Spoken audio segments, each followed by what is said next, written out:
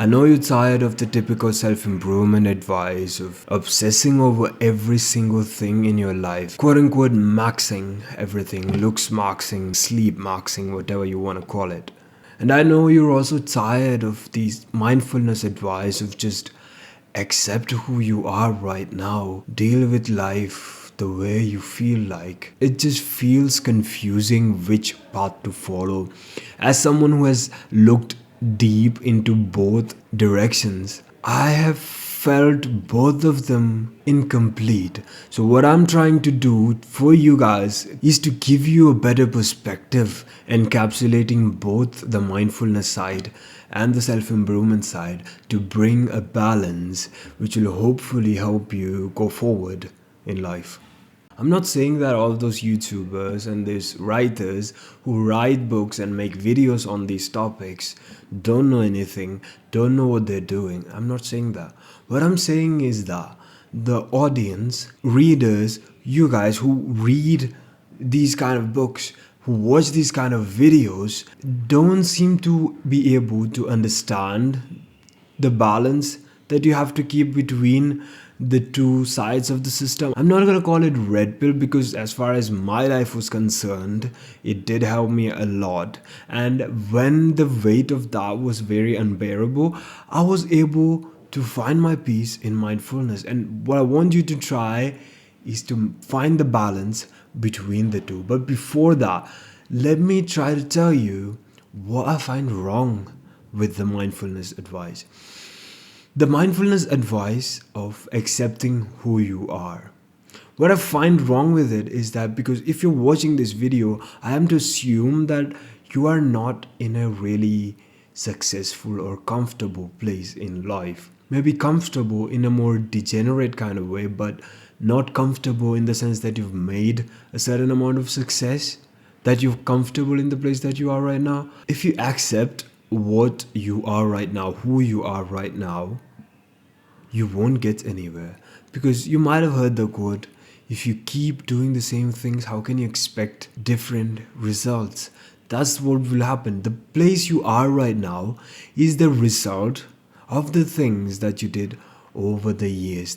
Who you are right now is the way you grew up, is the experiences that you had all your life. The things that people said to you made you the person who you are right now. And if you just accept that and move on with life, the problem that you end up having is that most of the things that happen to you, you didn't choose. You didn't choose the path that you took to get to the success that you want to get. And I know some people might have, but it's for those people who had lived through life normally like me. Then at a later on points in life, they've realized that they have to do something bigger and they set goals afterwards. So whatever you did before that had nothing to do with those goals.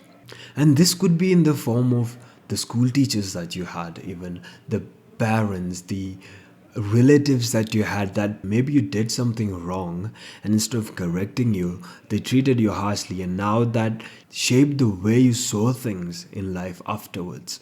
And all those things matter a lot. And if you just accept it, as mindfulness would say, that would be ridiculous.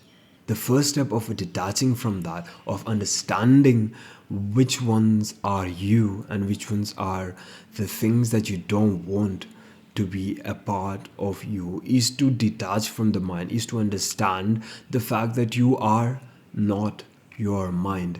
I want you to understand that mind is just an organ of your body. It's just a part of the body, just like this hand, just like my body, just like my brain. There is a mind somewhere. We don't know that.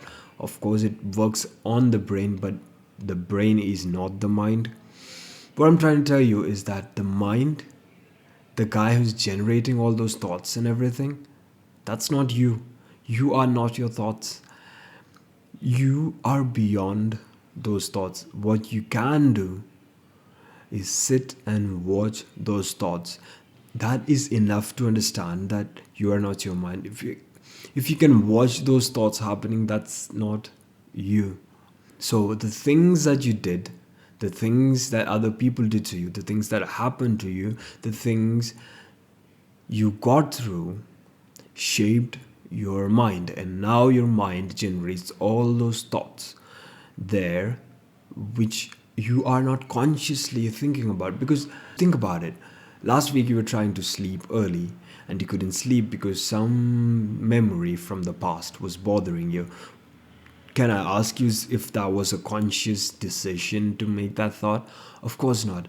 Did your conscious thought help you get rid of that thought? Probably not. But you can, with enough meditation and introspection and understanding the way the networks of the mind works. Once you get to that point, you can actually, with conscious thought, plant thoughts in the mind. That is all to tell you that the mind is not you. You can't control the mind. But just like how Eckhart Tolle says on his book, Power of Now, people can actually control their mind, but 99% of the people are being controlled by the mind. You're just a slave. Your body, your emotions, everything just becomes a slave to this overpowered mind, and you are the one letting that mind get all that power. So, the problem I find with the mindfulness advice is that while accepting who you are, you're neglecting the fact that you became who you are, not with conscious thought, but because of how things happened. The problem I find with self improvement advice, though, is the neglect on some essential things that are not part of the journey that a lot of people follow. Of course, meditation, sleep, exercise, everything is really important and they will actually change your life. Happened to me too. But once you obsess over those things to try to make your life better, instead of focusing on why you have those problems in the first place, that's when you have all the mental struggles and all the problems that these people, they call it the self-improvement plateau. Once you start improving your life, it gets better and better and better until one point it just plateaus, and you're sitting there confused about why your life is so shit. So what do? You focus more on those things again. You try to improve each aspect of your life without thinking about the source of the problem. What I'm trying to tell you is that you try to become a machine. You try to check off lists. You try to be perfect with everything. And sometimes it's just a way to cope, because there are things in your head, thoughts in your mind that needs to be removed because it doesn't belong in your mind.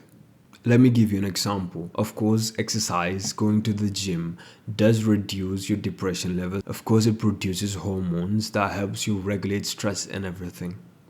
But lack of exercise is not why you have depression. As long as you keep running from that depression by coping with exercise, I'm going to call it coping because you are still running away from the problem.